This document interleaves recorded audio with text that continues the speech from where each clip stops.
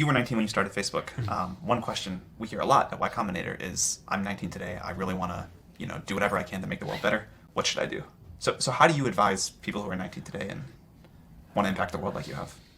I always think that the most important thing that entrepreneurs should do is pick something they care about, work on it, but don't actually commit to turning it into a company until it's working. And I think that if you look at the data of like the very best companies that have gotten built, I actually think a tremendous percent of them have been built that way, and not from people who decided up front that they wanted to start a company, because you just get locked into some local minimum a lot of the time, a local maximum. I totally agree. And just to make this point, how far into Facebook did it actually become a company? I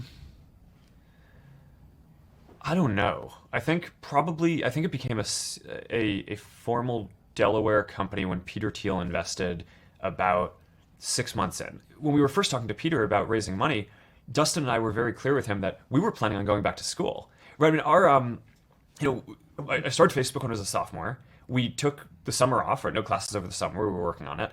And then, our stated game plan was to go back to school in the fall and continue working on it then, but not like sit in an office and work on it full time. And Peter was just kind of like, all right, sure you are. I guess he knew better than we did. You think he just believed that you weren't actually going to go back to school? He must have. I mean, you'd have to ask him. But yeah. I will. We're interviewing him in this series. I will there answer you go. That question. So I think he would probably say that he knew that we were not going to go back to school, or believed that he could talk us out of it. But he didn't have to. It was pretty clear that the amount of work was just growing so quickly.